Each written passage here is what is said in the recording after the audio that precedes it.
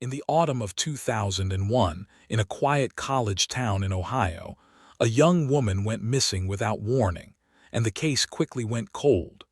But 16 years later, one forgotten object revealed the truth, and it uncovered a dark secret no one was prepared for.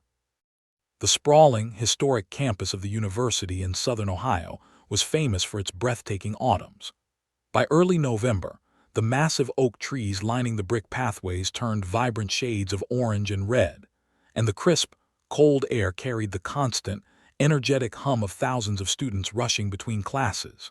It was a place that felt deeply insulated from the dangers of the outside world, a quiet academic sanctuary where parents felt absolutely safe sending their children. For 19-year-old Nora Ellis, the campus was the perfect environment to quietly build her future. Nora was a college sophomore, but she carried herself with the maturity and focus of someone much older. She was not the kind of student who spent her weekends attending loud fraternity parties or skipping morning lectures. She was deeply dependable, highly observant, and incredibly quiet. She had a gentle smile, shoulder-length dark hair, and a mind that was constantly, meticulously analyzing the world around her. Nora dreamed of becoming a criminal psychologist. She was completely fascinated by the human mind, specifically the dark, hidden corners of human behavior. While other students found the subject matter disturbing, Nora believed that even the most chaotic, dangerous people always left behind patterns. She believed that absolute chaos was an illusion, and that if you simply looked close enough, the truth was always hiding in plain sight. Her absolute favorite class was an advanced criminal psychology seminar taught by Professor Daniel Harper. Harper was a brilliant, deeply empathetic educator who had spent years consulting with local law enforcement before returning to academia. He noticed Nora immediately.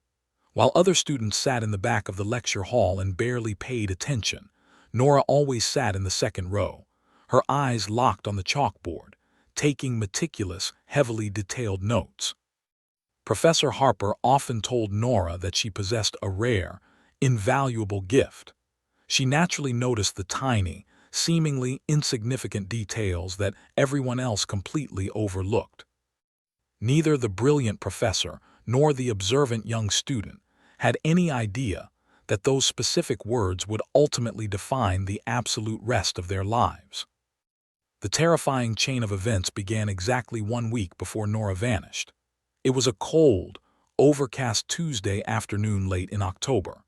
Nora had just finished a study session at the library and was taking a quiet shortcut behind the old, ivy-covered administration building. The narrow, paved alleyway behind the building was usually completely empty, lined only with massive industrial trash dumpsters and heavy electrical boxes. As Nora walked quietly down the path, clutching her heavy textbooks to her chest, she suddenly stopped. Standing near the heavy steel delivery doors of the building was a man named Thomas Gable. Thomas was the highly respected senior facilities supervisor for the entire university.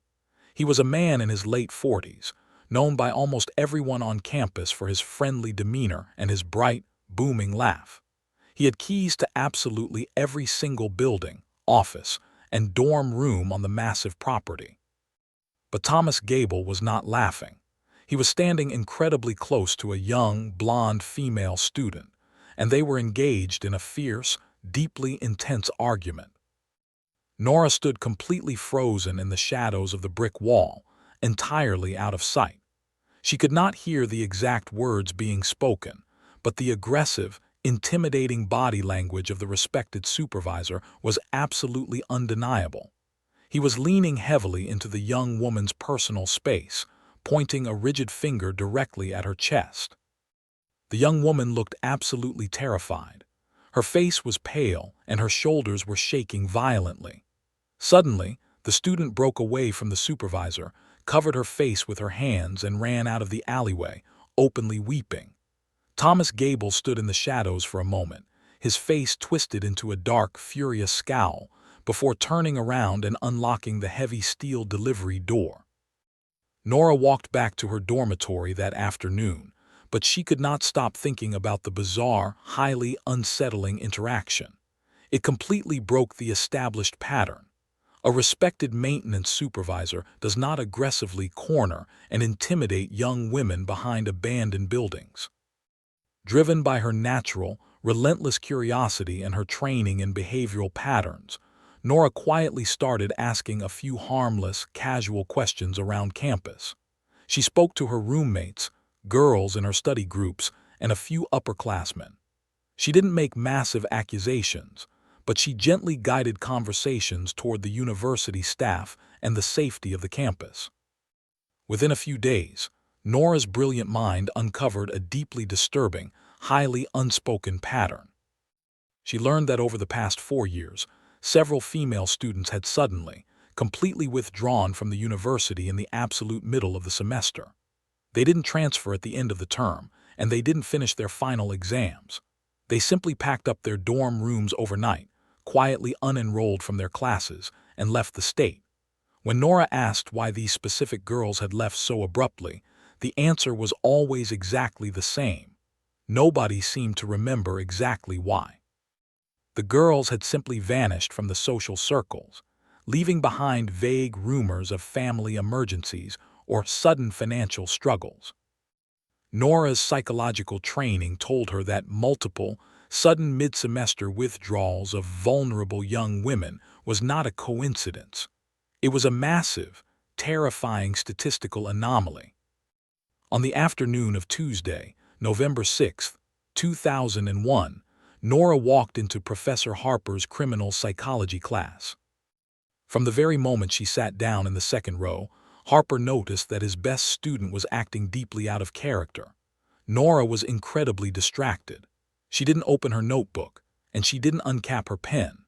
Throughout the entire hour-long lecture, she repeatedly, nervously glanced over her shoulder, staring out the large, heavy glass window of the classroom that overlooked the campus parking lot. She looked exactly like someone who knew they were being watched. When the final bell rang and the massive crowd of students poured out into the hallway, Nora hung back.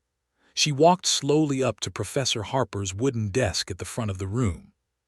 Harper smiled warmly, asking her if she was feeling all right. Nora clutched her backpack tightly, looking up at her mentor. Her green eyes were heavy with a profound, quiet anxiety. She told Professor Harper that she had been looking into something outside of class, and that she had discovered a pattern that didn't quite make sense yet. Harper asked her what she was investigating. Nora shook her head slightly, nervously biting her lower lip. She promised him that she would completely explain everything during his office hours the next morning. She told him she just needed to check one more thing to be absolutely sure. Minutes after that conversation ended, Nora Ellis walked out of the classroom building, stepping into the crisp, freezing autumn air, carrying absolutely nothing but her backpack and her psychology notebook. She told a classmate she was heading directly to the massive campus library to meet her roommate, Chloe, for an afternoon study session. Chloe arrived at the library at exactly 4 o'clock. She sat at their usual table on the second floor, arranging her highlighters and opening her textbooks. 4:30 passed, then 5 o'clock. Nora was a young woman who was violently punctual. She had never missed a study session, and she had never been late without calling the dorm room landline. By 6 o'clock in the evening, Chloe felt a heavy, sickening knot form in the very bottom of her stomach. She packed up her bags, ran back to their dormitory, and threw the door open. The room was completely empty. Chloe immediately called campus security. Because Nora was known as an incredibly dependable, flawless student with absolutely no history of reckless behavior, the university police did not enforce a mandatory waiting period. They immediately escalated the situation to the local city police department. By midnight, the quiet campus was swarming with flashing blue and red lights. Detectives began conducting rapid, highly intense interviews with anyone who had shared a class with Nora that day. The very first break in the case came early the next morning. A sophomore student named Marcus walked into the campus police station, looking deeply nervous. He told investigators that he had been walking back to his dorm the previous afternoon and had seen Nora standing outside the main science building, just a few minutes after she left Professor Harper's class. Marcus stated on the official police record that he watched Nora willingly walk up to a gray, unmarked four-door sedan parked near the curb. He said the driver rolled the window down, and Nora leaned in to speak with them. After a brief conversation, she opened the passenger door and willingly got into the vehicle. When detectives aggressively pressed Marcus on whether Nora looked frightened or coerced, the young student shook his head. He swore that she didn't look scared at all. She looked like she completely recognized the person behind the wheel. The local police immediately released a massive, collective sigh of relief. Based entirely on Marcus's eyewitness testimony, the lead detectives instantly formulated a highly comfortable, convenient theory. They assumed Nora was completely overwhelmed by the intense pressure of her sophomore year, and she had simply decided to leave campus voluntarily with an older acquaintance or a secret boyfriend to take a break. It happened all the time on college campuses. But less than 2 hours later, that comfortable, voluntary disappearance theory completely, violently fell apart. 2 senior detectives walked into Nora's dormitory to conduct a standard welfare search. They expected to find half-empty drawers, missing luggage, and a completely cleared-out closet. Instead, they found a room that looked exactly as if its occupant had just stepped out to get a cup of coffee. Nora's bed was perfectly made. Sitting directly on top of her wooden desk was her small leather wallet, containing her driver's license and her student identification card. Sitting right next to the wallet was her passport. Tucked inside her desk drawer was a bank envelope containing nearly $800 in cash, her entire life savings from working a summer job. And draped casually over the back of her desk chair was her favorite, heavy winter jacket. A massive, terrifying chill washed completely over the seasoned detectives. A 19-year-old college student who is voluntarily running away to start a new life, or secretly traveling out of state with a boyfriend, absolutely does not leave her government identification, her entire life savings, and her heavy winter coat behind in Ohio in November. She hadn't packed a bag. She hadn't taken her money. She had stepped into that gray sedan fully expecting to return to her dorm room within the hour. Before we continue, if this story has kept you watching, please subscribe. Your support truly means a lot to us. The investigation immediately shifted from a routine missing person inquiry into a highly urgent, massive criminal abduction case. The police demanded absolute access to the university's closed-circuit security camera system. They needed to pull the tape from the camera mounted on the exterior wall of the science building, which directly overlooked the exact curb where Marcus had seen the gray sedan. A team of detectives rushed into the cramped, windowless campus security office. They ordered the technician to pull the specific VHS tape from November 6th and fast forward to 3:45 in the afternoon, the exact time frame Nora had walked out of the building. The detectives leaned heavily over the glowing security monitor, holding their breath, waiting for the gray sedan to pull into the frame so they could isolate the license plate. But as the timestamp on the bottom of the screen hit 3:30, the black and white video feed suddenly flickered. And then the screen violently cut to pure, unbroken white static. The lead detective roared in frustration, demanding to know what had happened to the video feed. The security technician frantically checked the massive wall of recording decks, his face turning completely pale. He explained that it wasn't a glitch with the tape. The entire recording system for that specific parking lot had completely shut down. The cameras had gone entirely blind exactly 30 minutes before Nora Ellis walked out of Professor Harper's classroom. The terrifying reality of the situation settled heavily over the small security office. The predator had not simply gotten lucky. The person driving the gray sedan knew exactly where the cameras were. They knew exactly how the university security system operated, and they had deliberately plunged the area into a digital blackout before they ever pulled up to the curb. Nora had willingly gotten into the car of a monster who was completely, flawlessly invisible. The absolute frustration inside the cramped campus security office was completely suffocating. Detective Ray Peterson, the lead investigator for the local city police department, stared at the glowing monitor filled with harsh white static. He aggressively demanded to know exactly how a modern university security system could simply go completely blind in the middle of a busy Tuesday afternoon. The young security technician sitting at the desk was terrified, frantically typing on his keyboard, completely unable to provide a logical answer. He explained that there was no physical damage to the cameras themselves, and the master recording deck in the office was functioning perfectly. Just as Detective Peterson was preparing to completely lock down the entire science building to search for signs of tampering, the heavy wooden door of the security office slowly opened. Walking into the room was Thomas Gable, the highly respected senior facilities supervisor for the university. Thomas was wearing his standard gray uniform, a massive ring of brass keys clipped to his belt. He looked deeply concerned, his face carrying the heavy weight of the escalating crisis. He had brought a stack of old architectural blueprints and a thermos of hot coffee for the exhausted detectives. Thomas Gable placed the blueprints on the desk, speaking in a calm, incredibly helpful voice. He explained to Detective Peterson that the electrical wiring in the science building was nearly 40 years old and notoriously unreliable. He pointed to a specific section on the blueprint, explaining that a sudden, random power surge in the aging underground lines had likely tripped the massive external breaker that powered the parking lot cameras. Thomas was so polite, so deeply cooperative, and so highly respected by the university administration that his explanation was accepted almost immediately. Detective Peterson had absolutely no physical evidence of intentional sabotage.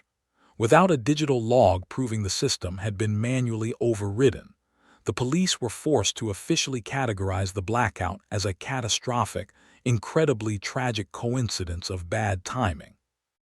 Thomas Gable smiled softly, patted the detective on the shoulder, and quietly walked out of the office, leaving the police to chase shadows in the dark. By the following morning, the quiet, peaceful illusion of the Ohio College campus had been completely shattered. Massive, coordinated search grids were established across the entire university grounds. Hundreds of student volunteers linked arms, walking slowly through the dense woods surrounding the campus, searching through the heavy piles of fallen autumn leaves. Local fire departments dragged the deep, freezing waters of the campus ponds, and heavily armed officers went door to door through the massive dormitory buildings. The police immediately focused all of their resources on tracking down the gray, unmarked four-door sedan the eyewitness had described, but they quickly ran into a massive, logistical nightmare. A gray sedan is one of the most common vehicles in the country. There were literally hundreds of them registered to students, faculty members, and local residents within a 5-mile radius of the campus. Detectives spent weeks conducting exhausting, repetitive interviews with every single young man who owned a similar car, checking alibis and searching trunks. Every single lead hit an absolute, unyielding brick wall. The sheer emotional devastation of the disappearance completely destroyed Nora's family. When her parents, David and Sarah Ellis, received the terrifying phone call from the campus police, they immediately drove 4 hours through the middle of the night to reach the university. When a female police officer quietly escorted Sarah Ellis into her daughter's dorm room, the grieving mother completely collapsed. The room was perfectly clean.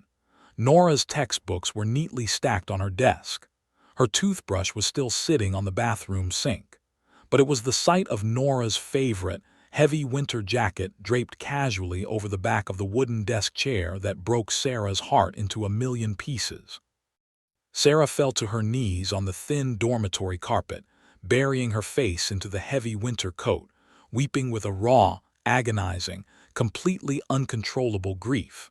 She knew her daughter better than anyone in the entire world. Nora was a deeply responsible, highly practical young woman who checked the weather forecast every single morning.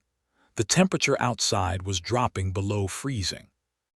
Nora would absolutely never walk out into the freezing November wind without her coat unless she believed she was only going to be outside for a few seconds.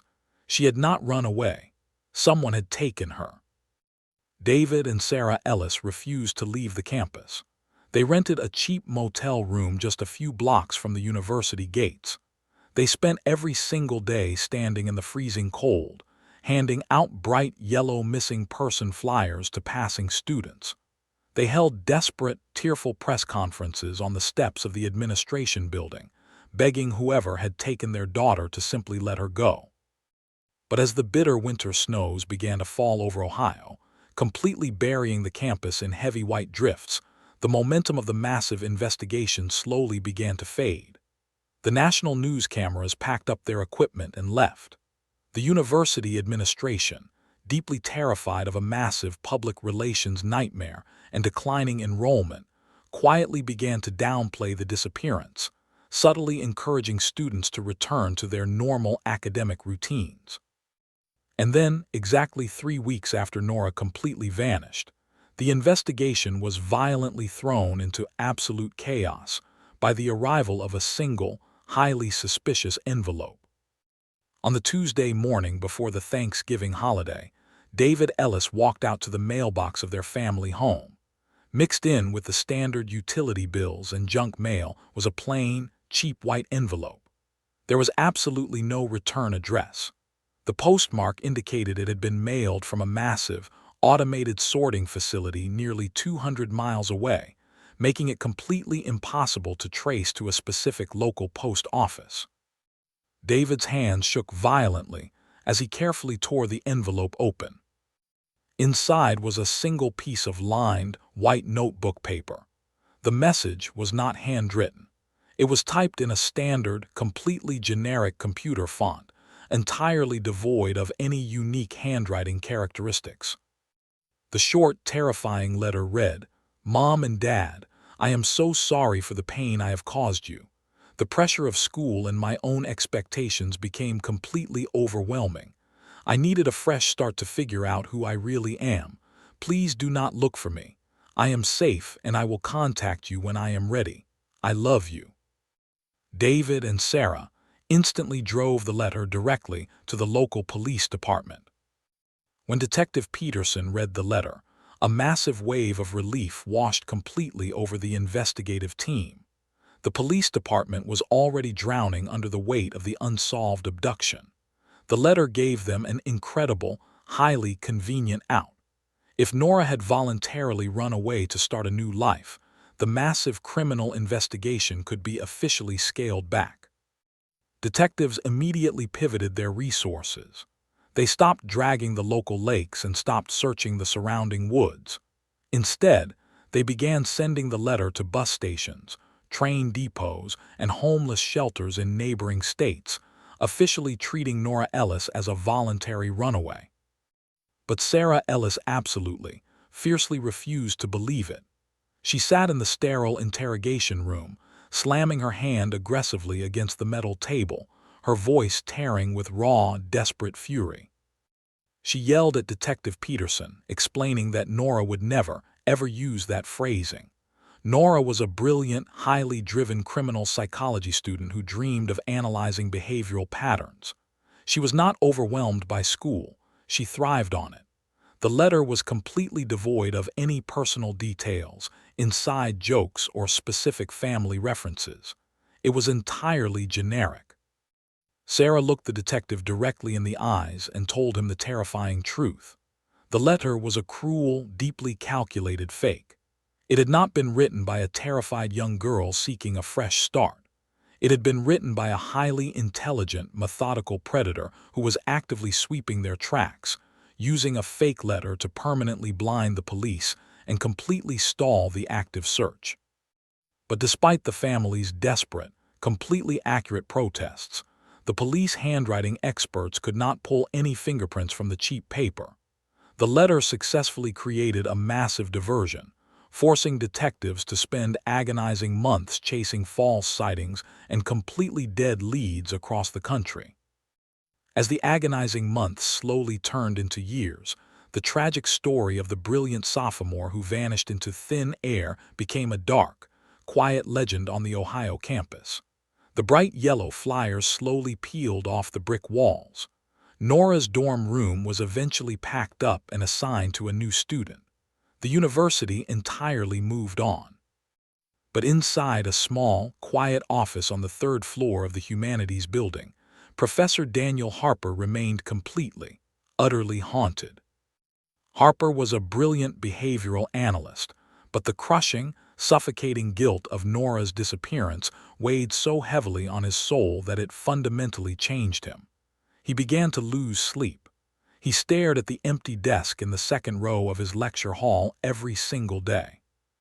Harper knew exactly what Nora had been doing in the weeks leading up to her disappearance. She wasn't running away from the pressure of school. She was actively building a psychological profile.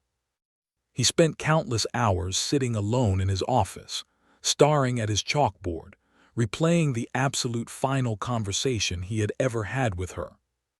He remembered how incredibly distracted she had been during that final class. He remembered how she kept glancing nervously over her shoulder, staring out the large classroom window toward the parking lot. At the time, he had assumed she was just waiting for a friend. But looking back through the lens of a criminal psychologist, Harper realized with absolute, terrifying clarity that her behavior was not distraction. It was surveillance. She was checking to see if someone specific was waiting for her. She knew she was being actively monitored. And then, the single sentence she had spoken at his wooden desk would echo endlessly in his mind, torturing him in the dark. If I'm wrong, nobody gets hurt, but if I'm right, someone already has. Before we continue, if this story has kept you watching, please subscribe. Your support truly means a lot to us. Harper realized that Nora had not simply uncovered a minor cheating scandal or a quiet campus rumor. She had discovered something massive. She had found a dark, hidden pattern of actual victims. She had told him that someone had already been hurt. She had connected the terrifying dots that the university administration and the local police had completely missed. But Harper had been too busy packing up his briefcase to ask her exactly what she meant. He had smiled, told her to be careful, and let her walk out of his classroom completely alone. He had let a 19-year-old student walk directly into the waiting arms of the exact monster she was trying to expose. The quiet guilt eventually broke him. Several years after Nora vanished, Professor Harper officially requested an early retirement. He packed his extensive library of psychology books into heavy cardboard boxes and completely left the academic world behind. He moved into a quiet, suburban house, carrying the heavy, silent burden of a teacher who had failed to protect his absolute brightest student. The case of Nora Ellis went entirely cold. The massive file boxes sitting in the police archives slowly gathered a thick layer of dust. The local detectives who had originally worked the case eventually retired or transferred to different precincts. David and Sarah Ellis absolutely refused to move away from their home. They kept Nora's childhood bedroom exactly the way she had left it. They kept their home landline telephone number exactly the same, paying the bill every single month, desperately hoping that one day the phone would ring and they would hear their daughter's gentle voice on the other end. They lived entirely in a heavy, suffocating state of ambiguous loss, trapped in a relentless purgatory where their daughter was neither alive nor dead. The world completely changed. The early 2000s faded rapidly into history. The university built new science buildings, installed modern, high-definition digital security cameras, and enrolled thousands of new students who had absolutely no idea that a girl named Nora had ever walked those brick paths. 16 long, agonizing years passed. The monster who had driven the gray sedan, who had intentionally disabled the security cameras, and who had flawlessly typed the anonymous letter, remained completely, entirely invisible. He had executed the absolute perfect crime, erasing a brilliant young woman from the face of the earth without leaving a single microscopic trace behind. But the predator had made one massive, fatal miscalculation. He believed that because he had destroyed the physical evidence, he had completely destroyed Nora's investigation. He believed that he had silenced her before she could tell anyone what she knew. He didn't know that a brilliant criminal psychology student would never walk into a highly dangerous situation without leaving an insurance policy behind. He didn't know that Nora had already documented the entire, terrifying truth. The secret had not been destroyed. It had simply been sitting quietly in the dark, patiently waiting inside a forgotten cardboard box for 16 years, waiting for the exact right moment to completely destroy the man who had stolen her life. The heavy, suffocating silence surrounding the disappearance of Nora Ellis remained completely unbroken for 16 long years. The year was now 2017. The world had rapidly transitioned into a highly modern, deeply digital era, and the 19-year-old college sophomore who had vanished into the freezing November wind had become little more than a fading, tragic memory for the university. But for former Professor Daniel Harper, the passage of time offered absolutely no comfort. He was now 68 years old, his hair entirely white, living alone in a quiet, deeply isolated house surrounded by dense trees. He had officially retired from teaching years ago, completely unable to stand in front of a classroom of young, hopeful students, knowing he had failed to protect the absolute brightest one he had ever taught. On a quiet, rainy Saturday morning in early October, Harper finally decided to undertake a massive, emotionally exhausting chore he had been avoiding for over a decade. He walked into his cluttered, dimly lit garage to begin clearing out decades of accumulated academic paperwork. The garage was filled with towering stacks of heavy cardboard banker's boxes, completely covered in thick layers of dust and spiderwebs. Harper spent hours carefully sorting through old textbooks, faculty memorandums, and forgotten lecture notes. As he reached the very back corner of the garage, he pulled out a heavy, sealed box resting near the floor. Written across the side of the cardboard in thick black marker were the words, "Fall 2001." Harper completely froze. The breath caught heavily in his throat. His trembling hands hovered over the heavy packing tape sealing the box.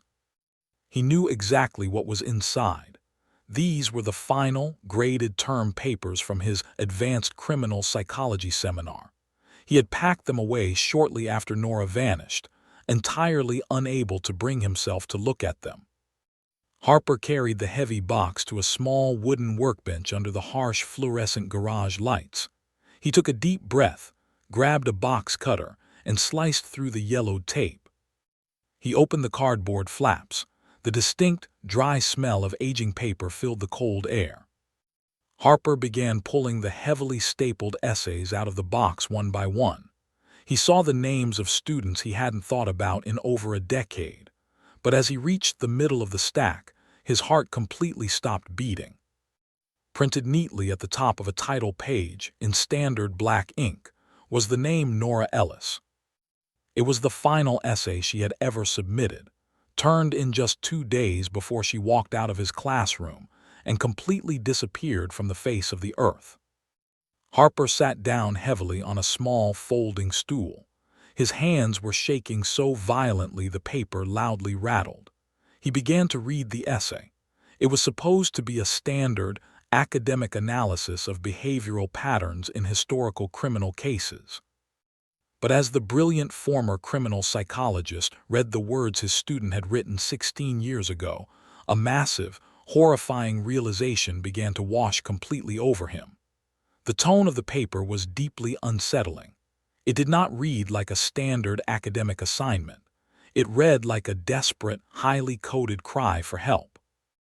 Halfway through the second page, Nora had written a specific paragraph discussing how large systems often fail vulnerable people.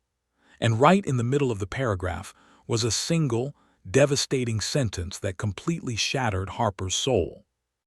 Nora had written, "Sometimes institutions protect reputations before they protect people." Harper stared at the sentence, a sickening, paralyzing chill running directly down his spine. It was not a theoretical academic observation. It was a massive, desperate warning. Nora was trying to tell him that the university itself was actively covering up a dark, highly dangerous secret to protect its own public image. Harper held the paper closer to the harsh fluorescent light, wiping away the tears that were beginning to blur his vision. As the bright light washed over the aging paper, he noticed something absolutely impossible. There were tiny, incredibly faint pencil marks on the page.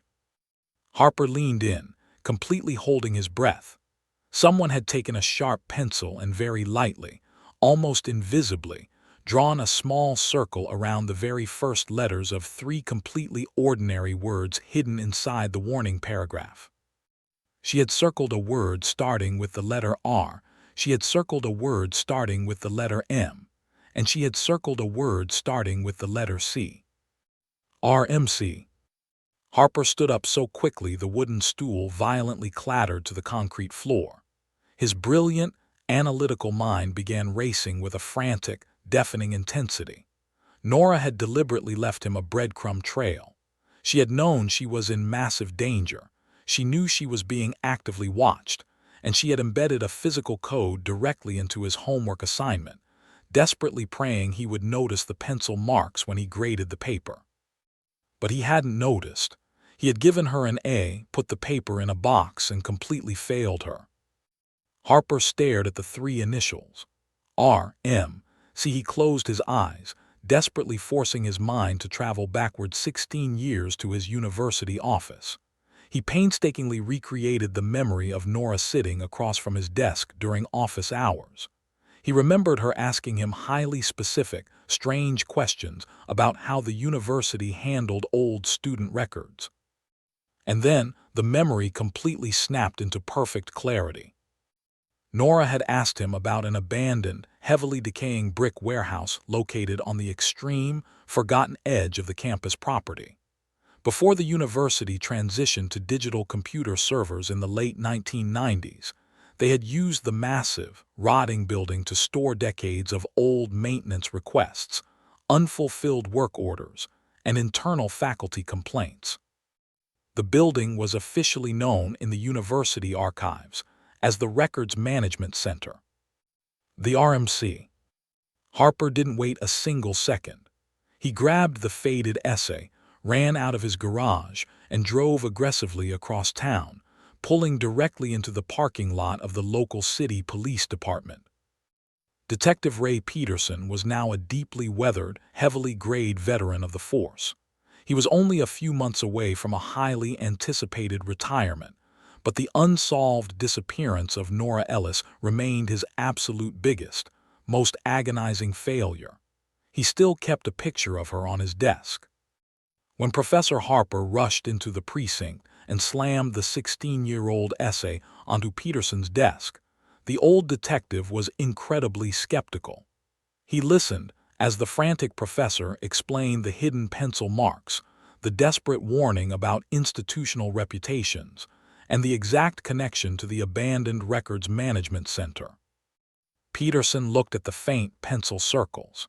He realized immediately that a brilliant 19-year-old psychology student who believed in behavioral patterns would absolutely leave a physical clue if she felt her life was in immediate danger. Peterson grabbed his heavy winter coat, called for a team of active investigators, and secured an emergency, highly confidential search warrant from a local judge to enter the condemned university property.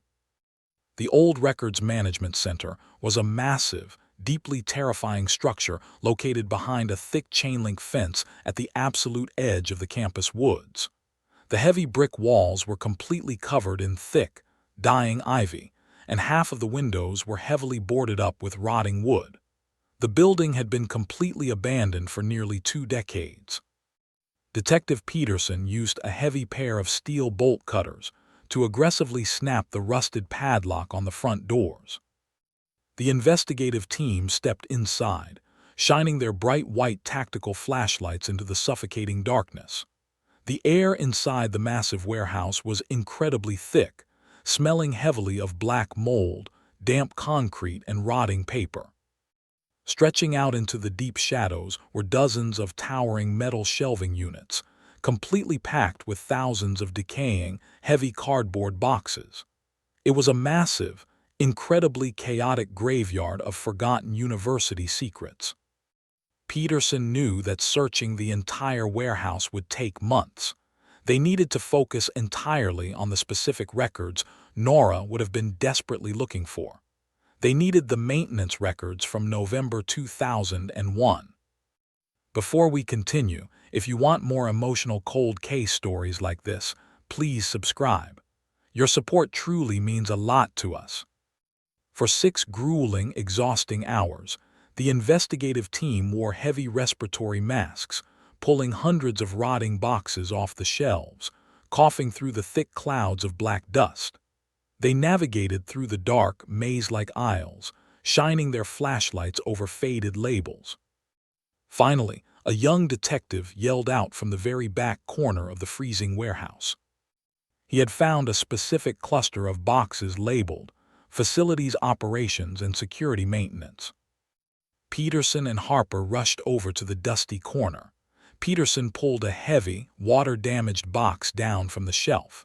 The label written in faded black marker read, November 2001, Approved Work Orders. This was the exact box that should have been permanently destroyed in the campus incinerator years ago, but had simply been lazily dumped in the abandoned warehouse when the university transitioned to digital files. Peterson's hands shook violently as he opened the damp cardboard flaps. Inside were hundreds of pink and yellow carbon copy maintenance slips. He began rapidly flipping through the heavy stack of papers, his eyes desperately scanning the printed dates at the top of the forms. November 2nd, November 3rd, November 4th. He pulled a small stack of papers from November 6th, 2001. It was the exact day Nora Ellis completely vanished from the face of the earth. Peterson spread the yellow slips across the dirty concrete floor, shining his bright flashlight directly onto the faded ink. He found a specific work order concerning the science building parking lot. As Detective Peterson read the details printed on the yellow paper, a massive, completely paralyzing wave of absolute horror crashed over his entire body. 16 years ago, the police had sat in the campus security office and watched the video feed violently cut to harsh white static. They had been told that a random, catastrophic power surge had accidentally tripped the massive external breaker, plunging the cameras into darkness precisely 30 minutes before Nora walked outside. But the yellow carbon copy paper sitting on the concrete floor proved that was a complete, terrifying lie. The work order was an official request to manually take the science building security cameras offline for routine electrical system testing. The requested shutdown time printed on the paper was exactly 3:30 in the afternoon. The blackout was not an accident. It was not a random power surge. It was a highly organized, heavily documented, completely deliberate digital blackout. The predator had officially filed the paperwork to blind the police. But the most devastating, incredibly sickening piece of physical evidence was located at the very bottom of the yellow slip. In order to manually disable a primary campus security system, the work order required an authorizing signature from a senior university official. Peterson traced the beam of his flashlight down to the signature line. Signed in bold, highly confident blue ink was the name Thomas Gable. The breath completely left Professor Harper's lungs in a heavy, agonizing rush. Thomas Gable was the highly respected, senior facilities supervisor. He was the incredibly friendly, beloved man who had keys to absolutely every single building on the campus. And more terrifyingly, Thomas Gable was the exact same man who had walked directly into the campus security office 16 years ago, holding a thermos of hot coffee and a stack of blueprints, and calmly looked Detective Peterson directly in the eye while explaining that a random power surge had broken the cameras. He had literally stood in the same room with the police, acting like a helpful hero, while actively, flawlessly covering up his own horrifying crime. The puzzle pieces violently slammed together with terrifying clarity. Nora had seen Thomas Gable aggressively cornering the crying young woman behind the administration building a week before she vanished. Nora had used her brilliant, analytical mind to dig into the archives, discovering a massive, hidden pattern of vulnerable female students who had suddenly withdrawn from the university without a trace. She had found the truth. Thomas Gable, a man protected by a flawless public reputation and immense institutional power, had been manipulating, intimidating, and preying on young women for years. When they became too terrified, they quietly left the school, and the university administration simply turned a blind eye to protect their pristine academic reputation. But Nora had refused to look away. She had connected the dots, and she had gone into the records management center to find the physical proof. And Thomas Gable, the man with keys to every single door, had realized she was hunting him. He knew exactly what time her final psychology class ended.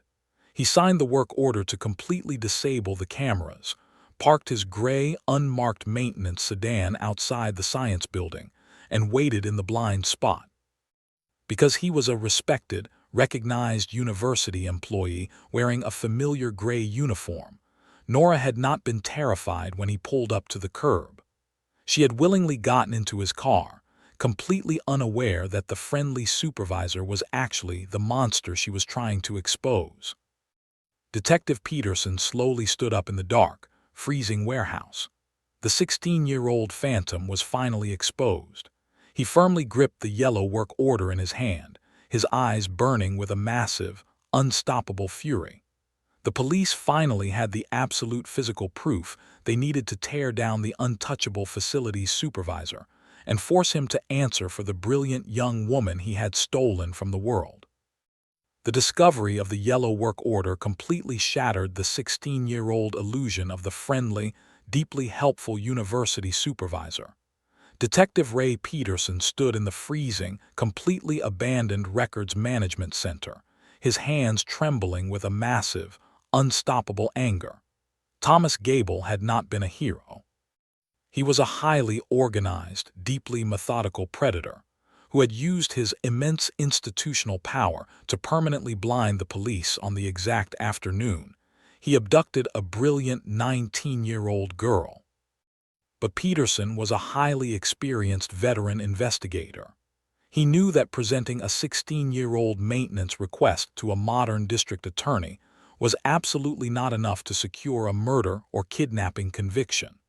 A clever defense attorney would simply argue that Thomas had disabled the cameras for routine repairs and that the timing was a tragic coincidence. To completely destroy Thomas Gable, the police needed to prove exactly why he had taken Nora Ellis. They needed to uncover the dark, horrifying pattern Nora had spent her final weeks desperately trying to expose. Peterson immediately mobilized a massive, highly secretive task force.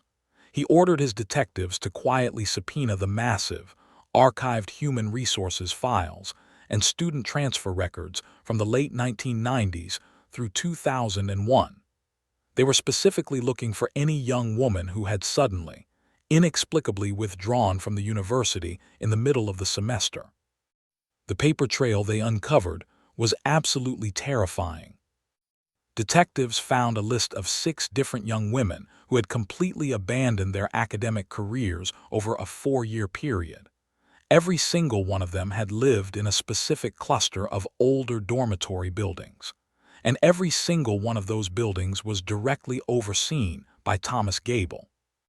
Peterson and his team began quietly tracking down the former university employees who had worked in the maintenance department during that era.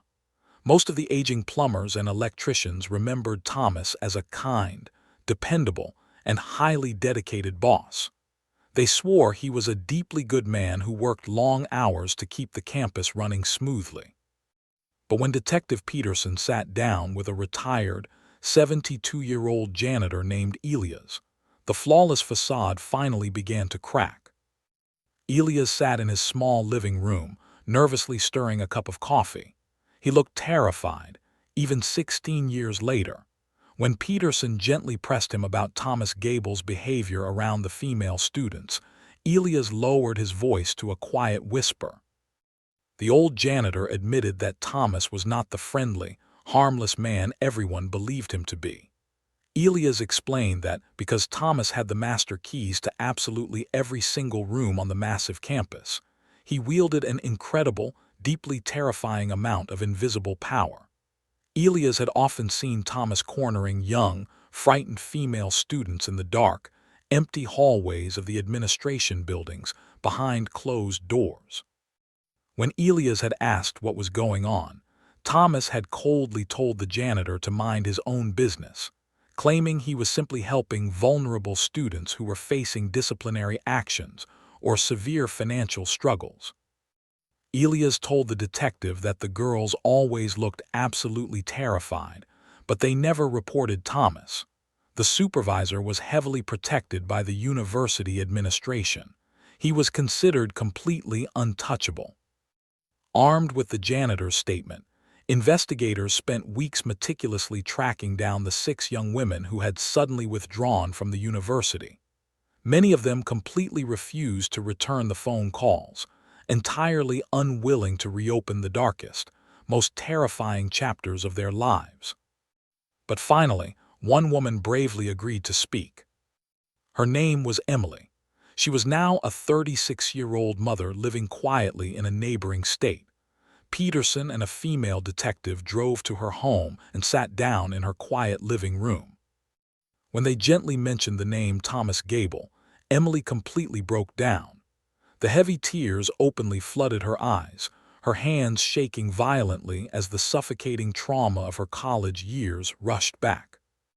Through her heavy sobs, Emily revealed the absolute, horrifying truth of the supervisor's massive web of abuse. She explained that Thomas was a masterful, deeply manipulative predator who specifically targeted vulnerable, isolated girls. If a student was struggling to pay her tuition, or if she had violated a minor campus rule, Thomas would find out. He would use his master keys to quietly enter their dorm rooms when they were completely alone. He used heavy intimidation, terrifying blackmail, and psychological control to manipulate the girls. He convinced them that he had the power to completely destroy their academic records, have them immediately expelled, or ruin their future careers if they ever spoke a single word against him. Emily explained that he was a monster who operated completely in the shadows, destroying young women and forcing them to quietly transfer schools, while the massive university administration simply turned a blind eye to protect their pristine, perfect reputation. Detective Peterson felt a massive, sickening wave of realization crash completely over his mind. Nora Ellis had not just discovered a single, isolated crime. She had uncovered a massive, long-hidden pattern of systemic abuse. The brilliant 19-year-old criminal psychology student had completely figured out the terrifying methodology of a serial predator, and she had paid for that incredible discovery with her life. With the motive flawlessly established, the investigative team desperately needed to trace Thomas Gable's exact movements on the afternoon of November 6, 2001. Professor Daniel Harper was invited into the police precinct to review the timeline. Harper sat in the quiet conference room, his brilliant mind aggressively analyzing the final hours he had spent with Nora. He closed his eyes, desperately forcing his memory back to the final psychology class. He remembered how deeply distracted Nora had been. But suddenly, Harper realized a massive, highly specific detail that he had completely misinterpreted 16 years ago. During that final class, Nora had not just been randomly glancing out the large classroom window. She had been repeatedly, nervously looking down at a very specific section of the faculty parking lot. She was checking to see if a specific vehicle was still there. She knew someone was actively watching her, and she was terrified. Peterson immediately pulled the archived campus parking enforcement logs for the fall of 2001. They cross-referenced the records and discovered a terrifying confirmation. Every single Tuesday afternoon, exactly during the time Nora's psychology class was in session, Thomas Gable had heavily scheduled routine maintenance inspections for that specific academic building. But Thomas had not used his personal vehicle. To avoid drawing any suspicion from the campus police, he had utilized the university's massive motor pool. The logs proved that Thomas had officially signed out a heavy-duty, dark gray university maintenance truck on the afternoon Nora vanished. The gray sedan the eyewitness had reported seeing Nora willingly get into was likely Thomas's personal vehicle, used to quietly pick her up from the curb without causing a scene.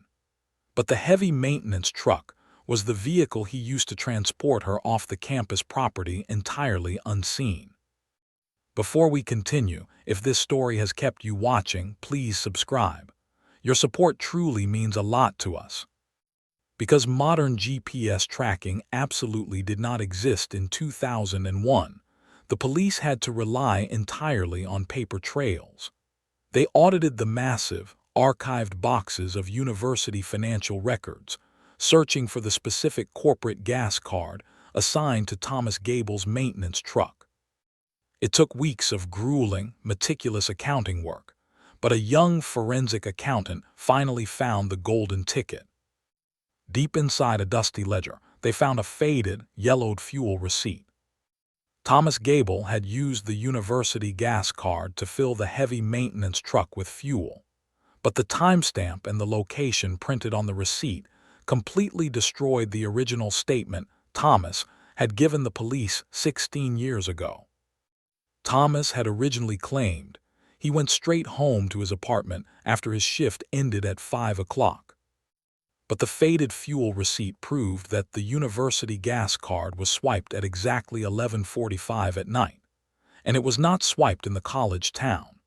It was swiped at a highly isolated, deeply rural gas station located nearly 200 miles away, deep in the heavily wooded mountains of a neighboring state. Peterson felt a massive surge of pure adrenaline. The predator's flawless alibi was completely broken. They had physical proof placing him hundreds of miles away from campus on the exact night Nora disappeared. Investigators aggressively dove into property records for the specific mountain county where the gas station was located. They searched for any land owned by Thomas Gable, but the results came up completely empty. Peterson refused to hit a dead end. He expanded the search to Thomas's immediate family. He discovered that Thomas had a late brother who had passed away years ago. The property records revealed a massive, terrifying breakthrough. The late brother had owned a sprawling, 50-acre piece of highly secluded, heavily wooded land located just 20 miles away from the rural gas station. The property had been completely abandoned for decades, sitting completely forgotten in the deep Appalachian woods. Detective Peterson immediately secured an emergency, high-risk search warrant from a federal judge. A massive convoy of heavily armed police vehicles, forensic evidence trucks, and state troopers drove aggressively across state lines, traveling hundreds of miles into the dark, freezing mountain terrain. They arrived at the secluded property just as the sun was beginning to rise over the heavy pine trees. The land was heavily overgrown, filled with deep ravines and thick brush. At the very center of the property sat a small, deeply rotting, highly isolated hunting cabin. The roof was partially caved in, and the windows were heavily boarded up with thick, weathered wood. Peterson approached the heavy wooden door of the cabin, his heart pounding a frantic, terrifying rhythm against his chest. He drew his service weapon and kicked the heavy door completely open. The tactical team swarmed the small, dark room, sweeping their bright white flashlights across the shadows. The cabin was completely empty of human life. The air smelled heavily of damp wood, mold, and decades of abandonment. But as Detective Peterson walked slowly through the small, single-room structure, the beam of his flashlight hit a heavy, rusted metal bed frame sitting in the far corner. Resting quietly on the dusty wooden floorboards, partially hidden beneath the leg of the bed, was a small, deeply tarnished object. Peterson knelt on the cold floor, shining his light directly onto the object. It was a small, delicate silver necklace carrying a deeply specific pendant shaped like a crescent moon. Nora Ellis had described that exact necklace to the police 16 years ago. It was a graduation gift from Nora's grandfather. She absolutely never took it off. A heavy, suffocating wave of profound grief completely washed over the entire investigative team. They had finally found the exact physical location where the brilliant 19-year-old girl had been taken. But as the forensic technicians meticulously processed the small cabin, pulling up the rotting floorboards and searching the heavy, insulated walls, they uncovered a massive, unexpected reality that completely shifted the entire psychological profile of the crime. Nora Ellis had not been murdered immediately after leaving the campus. The forensic evidence, including empty water bottles, specific patterns of movement in the dust, and heavy scratch marks on the back of the wooden door, proved that Nora had survived inside the cold, isolated cabin for a prolonged period of time. She had been held captive, entirely alone in the dark, while Thomas Gable returned to his comfortable life on the university campus, pretending to help the police search for her. And even in the absolute darkest, most terrifying moments of her life, the brilliant criminal psychology student had never stopped fighting. She had never stopped thinking like an investigator. She knew that she might not survive the isolated cabin, but she absolutely refused to let the monster erase the truth. She knew she had to leave a final, undeniable message for the people who would eventually come looking for her. A forensic technician was carefully dismantling a small, rotting wooden nightstand next to the rusted bed. As he pulled the heavy wooden drawer completely out of its track, he noticed something wedged tightly into the dark, narrow gap behind the wood. He carefully used a pair of long metal tweezers to pull the object out into the light. It was a small, highly recognizable object. It was Nora's favorite dark blue psychology notebook, the exact same notebook she had carried out of Professor Harper's classroom 16 years ago. Peterson's hands shook violently as he gently took the heavily worn, dusty notebook from the technician. He carefully opened the heavy cardboard cover, treating the fragile pages with profound, absolute reverence. The notebook was filled with her meticulous, brilliant lecture notes from 2001.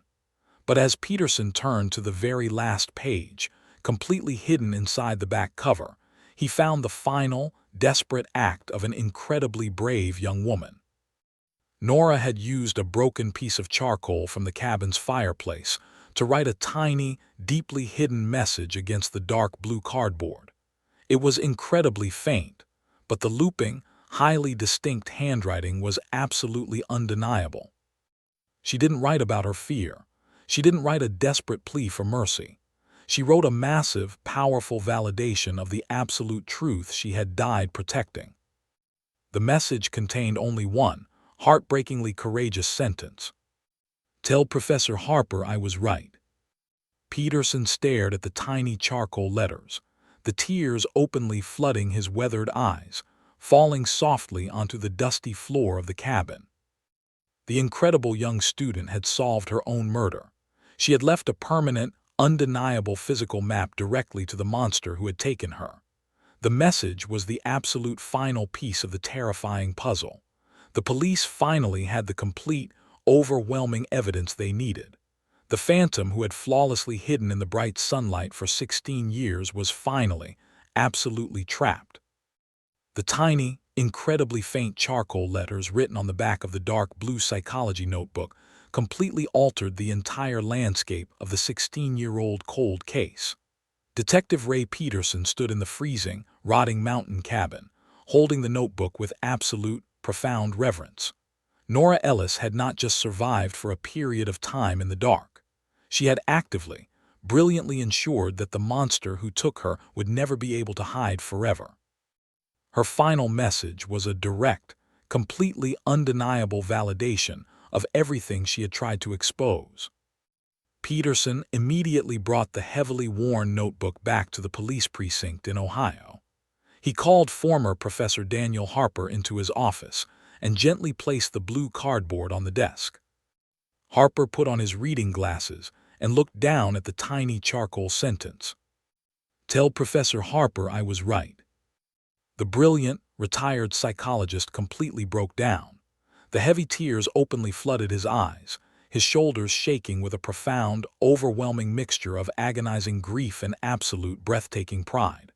For 16 years, Harper had carried the suffocating, toxic guilt of believing he had failed his brightest student. But the note proved that Nora had absolutely never blamed him. Even in her darkest, most terrifying moments, she had trusted him. She knew that he was the only person in the world who would eventually understand the pattern, and she had waited patiently for him to finally read her warning. Armed with Nora's undeniable final message, the yellow maintenance work order, and the isolated fuel receipt, Detective Peterson launched a massive, unstoppable legal offensive.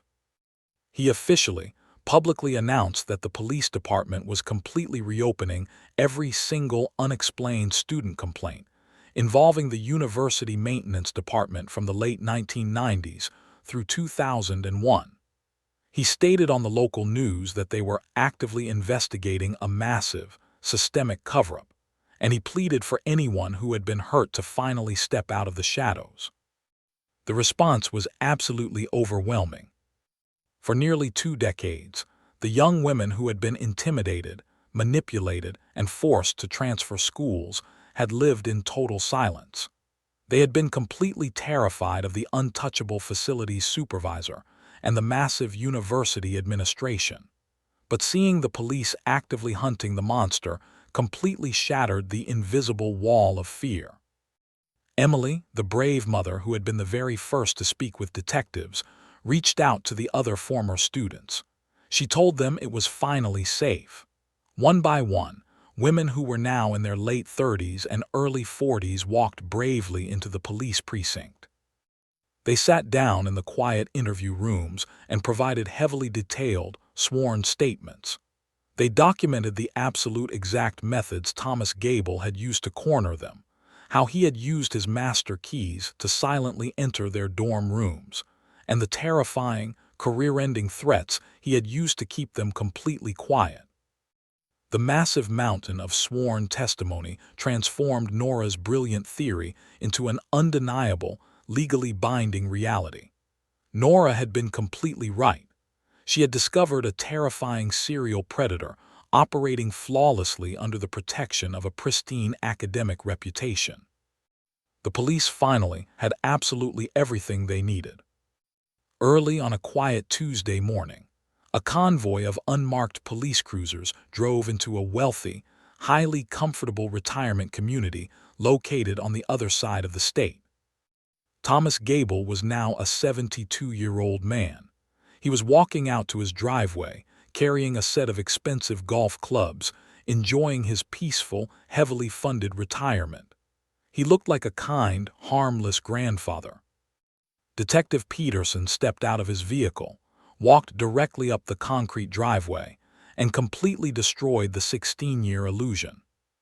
Thomas was aggressively handcuffed, placed into the back of a police cruiser, and driven directly to the precinct interrogation room. For the first hour, the elderly former supervisor completely denied everything. He fell back on his old, highly polished, friendly facade.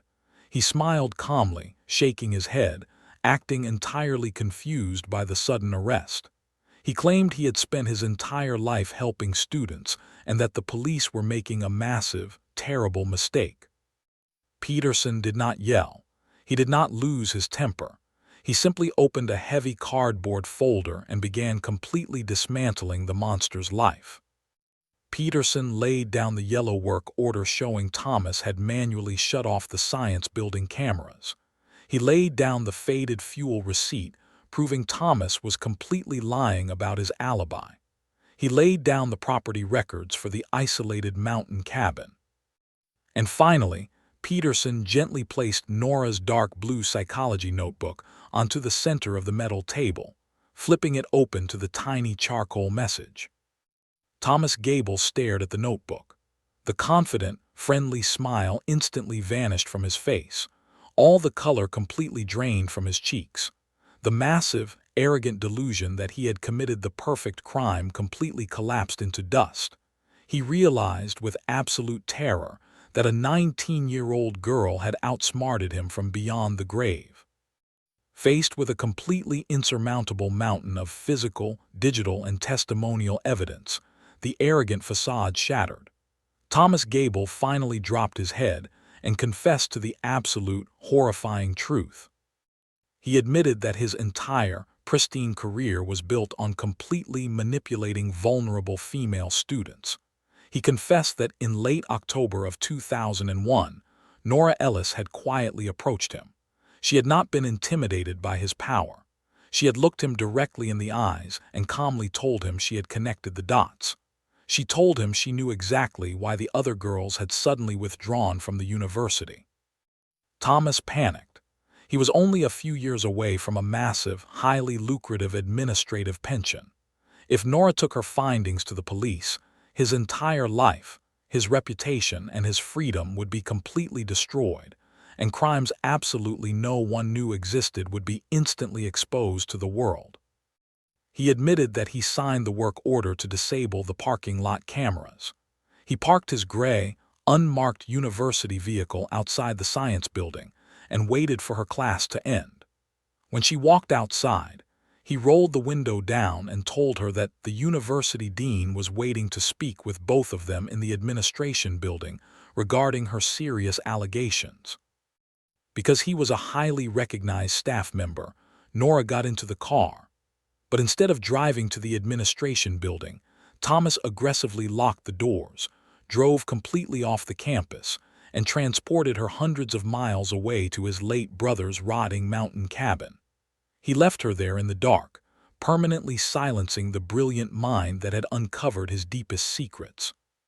With the full, recorded confession finally secured, Detective Peterson faced the absolute hardest, most emotionally devastating task of his entire career. He drove quietly through the familiar, quiet neighborhood where David and Sarah Ellis lived. He parked his cruiser outside the home they had absolutely refused to leave. When Peterson knocked on the front door, David opened it. He looked at the heavy, deeply sorrowful expression on the old detective's face, and he instantly knew. The 16 years of endless, agonizing waiting were finally over. Peterson sat down with David and Sarah in their quiet living room. He spoke with incredible, profound gentleness. He told them the absolute truth about what had happened to their daughter. He explained how brave she had been, how she had discovered a terrible pattern of abuse, and how she had actively fought to protect other young women on the campus. And then, Peterson reached into his pocket. He pulled out a small, clear evidence bag containing the tarnished silver necklace shaped like a crescent moon and the dark blue psychology notebook. He gently handed the items to Sarah. Sarah held her daughter's favorite necklace against her chest. The heavy, suffocating dam of ambiguous loss that had trapped the family for nearly 2 decades finally, violently broke. Sarah and David collapsed into each other's arms, weeping with a raw, completely overwhelming mixture of profound devastation and absolute, unadulterated relief. The horrific, agonizing uncertainty that had tortured them every single day was finally gone.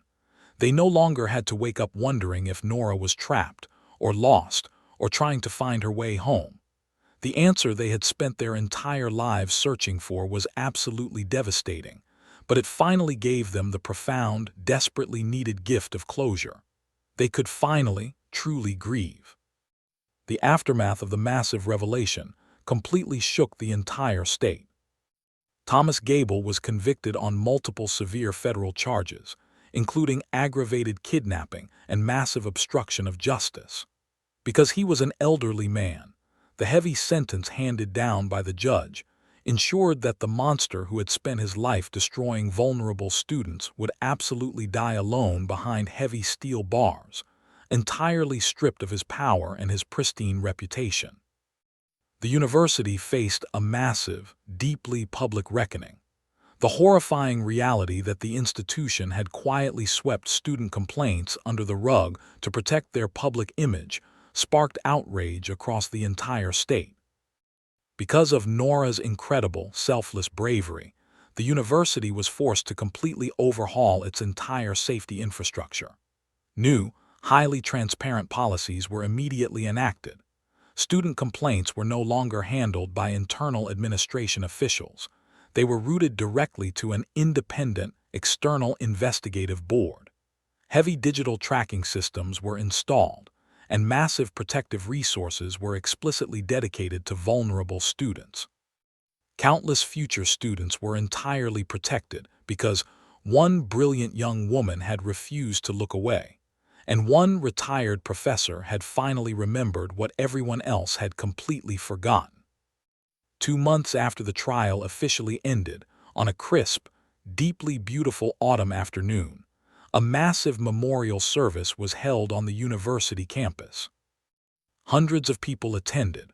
Current students, faculty members, the brave women who had finally come forward, and David and Sarah Ellis sat together in the bright sunlight, honoring the incredible legacy of the young criminal psychology student who had permanently changed the world. When the outdoor ceremony concluded, Professor Daniel Harper quietly broke away from the massive crowd. He walked slowly across the campus, his footsteps echoing softly on the brick pathways.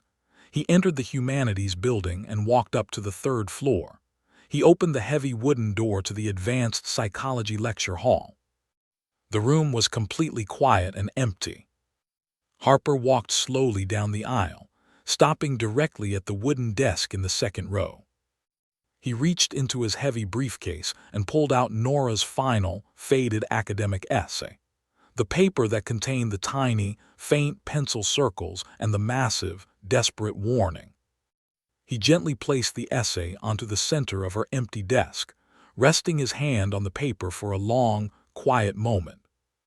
The heavy, suffocating guilt that had haunted him for 16 years was completely gone.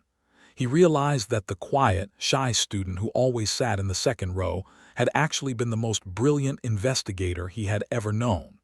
She believed that every crime left a pattern, and she had ultimately, flawlessly solved her own case.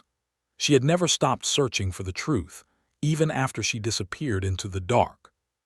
The story of the college student who vanished after leaving class stands as a chilling, deeply tragic reminder that institutions will often prioritize their own pristine reputations over the absolute safety of the people they are supposed to protect. It proves that evil can easily hide behind a friendly smile and a heavy ring of brass keys. But far more importantly, it remains an immortal, incredibly powerful testament to the enduring nature of truth and the indestructible courage of a brilliant mind. A predator can cut the security cameras, he can forge anonymous letters, and he can silence a young woman in the deep, freezing mountains. But truth is an entirely patient, unyielding force. It waits quietly in faded pencil marks. It survives in the margins of a dark blue notebook, and it echoes endlessly in the memories of those who refuse to forget. Fear and manipulation can hide the answers for 16 agonizing years, but absolute courage and relentless love will always, eventually, bring the truth stepping out of the shadows and directly into the light.